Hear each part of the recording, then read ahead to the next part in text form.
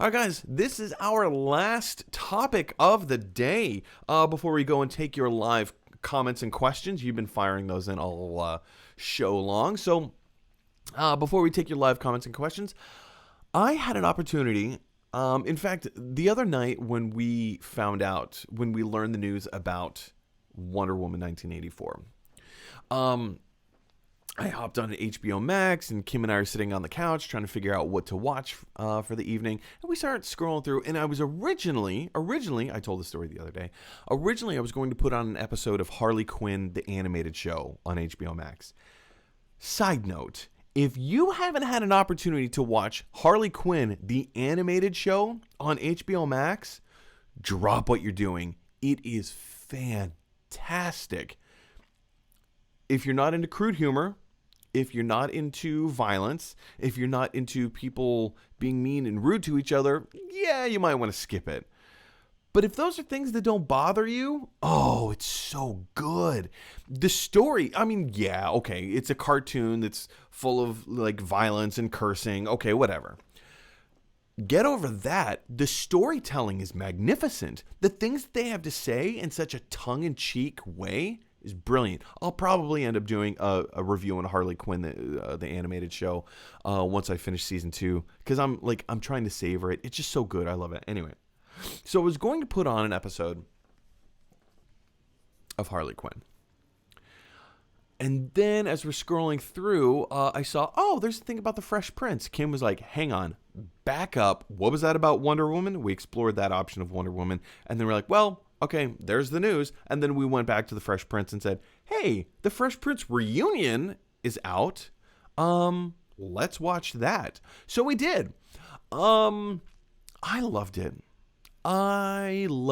Here's what I loved about it. I loved that it was mostly the whole thing was just them sitting together in a like doing a round table, and just kind of talking about their experience working on the film or working on the television show and being on the show, and their stories of how that got cast and their favorite moments and this and that and the other. And of course, the whole thing is being led by Will Smith. Of course it is. But man, this was just so enjoyable to watch. It was enjoyable to see them laugh together and celebrate each other and celebrate the show. And then they got into some of the more touching, heartfelt, sentimental, and somewhat tragic moments that the show has endured.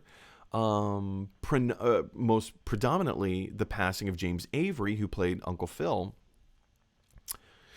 And the Shredder. He was the voice of the Shredder in the original 90s Turtles cartoon. And then they got really heavy.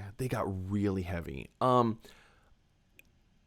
Fresh Prince of Bel-Air was not a show that I watched in the 90s. In fact, I've never really watched the show from start to finish. I've caught episodes here and there. But I've just never sat down to watch the show from start to finish. I never watched it week to week when it was on. In fact, I remember in 4th grade coming into school one day and sitting down and Mindy Caldwell. If anybody out there knows Mindy, please let her know that I'm telling the story, because it's positive. She sits down. In fact, I remember I'm right-handed and she was left-handed, and we were sat right next to each other, so we were always like elbowing each other.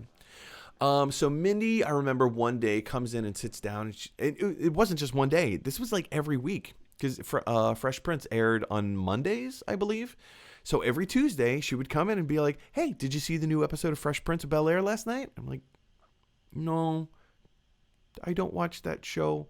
And now, looking back on this retrospective, I really wish that I did.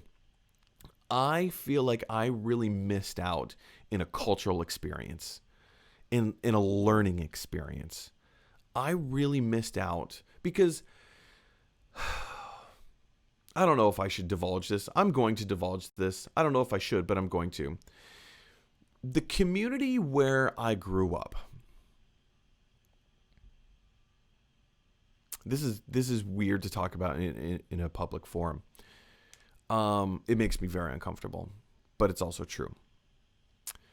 The community where I grew up. Oh man, this is hard to talk about. This is hard to say. I don't want anybody to think negatively of the people individually that I grew up with, but it was just it was the 90s. It was the 80s and the 90s. This was the common view, commonly shared viewpoints. And I feel like the majority of people have learned from their experiences. So where I grew up, was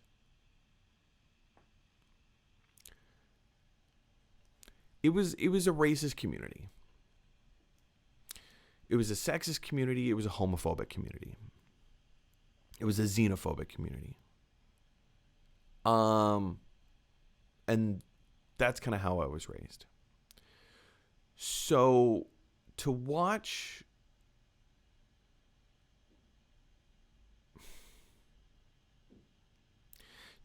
television shows that celebrated black culture, not just black culture, to watch television shows that celebrated a culture that wasn't the norm on television at the time, was just not something that we did.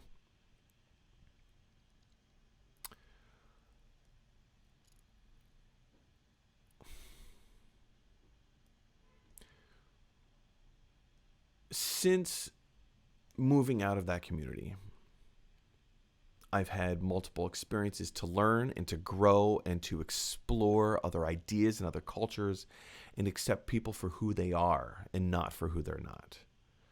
So here's why this is so difficult for me to talk about.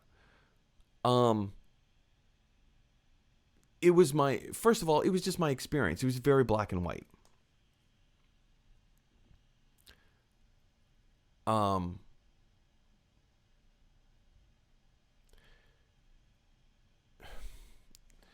This is, I feel like I'm making this a bigger deal than it needs to be.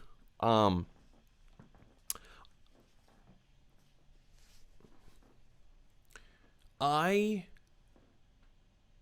have since broken out of that idea and mentality. And when somebody holds to those ideas so hard, it's what is comfortable, it's what is familiar, it's what you were being surrounded with. So that's kind of all you know. You start to live in an insular life, right? You surround yourself by people who share those same ideas and values.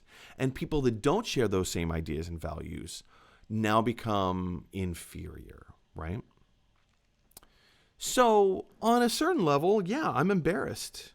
I'm ashamed to say that those were the ideas that I was raised with.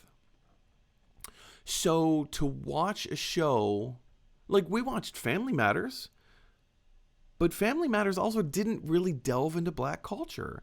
They didn't delve into the socio-political status that is, let's explore the idea of what it's like for someone who is black to be pulled over by a police officer. Fresh Prince did that.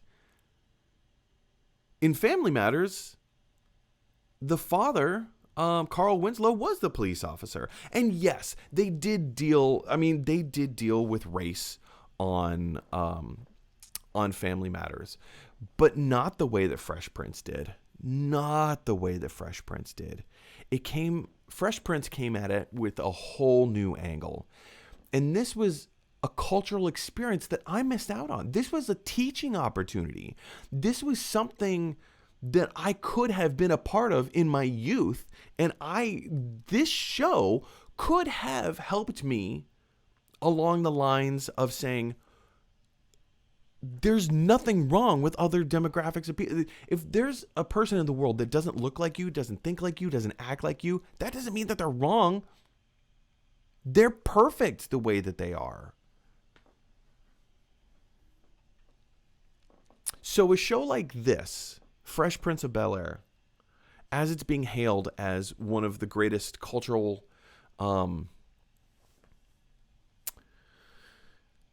it had such a great cultural impact at its time and lasting. It's now 30 years since the television show aired. It's been 30 years.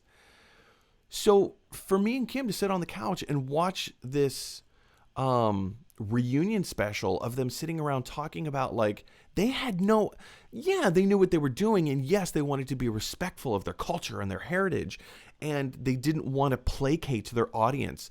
Not just audience in general, but they didn't want to make false portrayals of the pride of what it means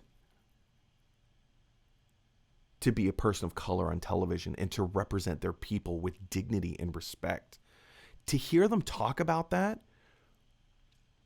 the whole time I was thinking, like, I never got to experience that. I never got to go on this journey with those characters.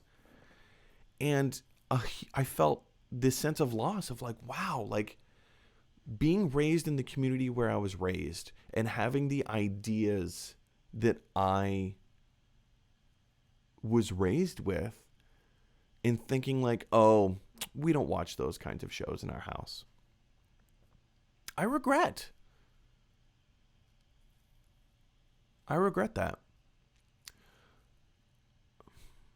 And I mean, I can beat this dead horse as bloody to a pulp as I want to beat it. All of that is to say, this reunion special really was kind of a wake up. It wasn't a wake up call, but it was a beautiful reminder that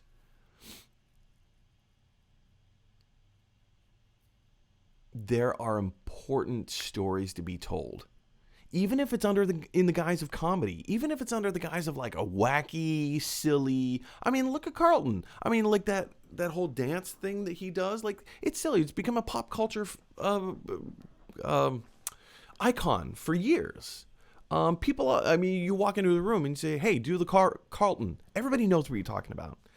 And that's really cool. That's really cool. So watching this special, and I love that it was more of a roundtable discussion. It wasn't, hey, let's get together and reenact scenes, or hey, let's together and tell the next chapter. Hey, it's 30 years later, or I guess it was on for 6 years, so now it's 24 years later, right? 24 years later, let's see what the gang is up to. No, I'm good. Let that story be its story. This reunion special was beautiful. And I didn't even touch on the fact of the original Aunt Viv. I think this is where I was going when I took that huge left turn, right? The actress who's playing the original Aunt Viv, she made it through 3 seasons. Again, this is information that I didn't really know. I wasn't privy to because I didn't watch the show.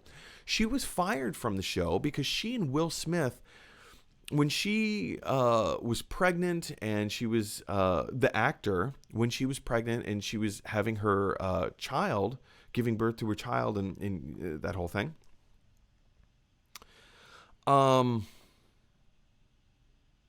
Apparently she had, you know what? I'm not going to give away the secrets of the show, of this reunion special. So go ahead and watch it yourself. All I want to say is that she had some really bad struggles in her life, and those struggles were grossly misinterpreted. And Will Smith, as a burgeoning early 20-something-year-old, didn't understand what she was going through, and he took it personally, and he said some nasty things about her. She said some nasty things about him, and it just deteriorated into an awful, awful situation where she eventually got fired from the show, and they recast her, and her life was essentially destroyed as a result of that. So to see her come back in a reunion special, and for them to open that can of worms publicly and discuss it, wow.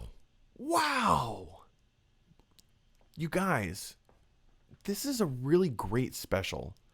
I highly recommend, if you've watched the show, if you have not watched the show, if you caught an episode here or there throughout the years, it's fantastic on any level. Go watch it. I'm very interested to hear what you guys have to say about it. Jump down to the comment section below and let me know your thoughts. Hey everybody, thanks for watching. If you like this video, click like. If you really like this video, click subscribe. And if you really, really like this video, click share. Because that is exactly what Batman from the animated series would want you to do. His name is Batman.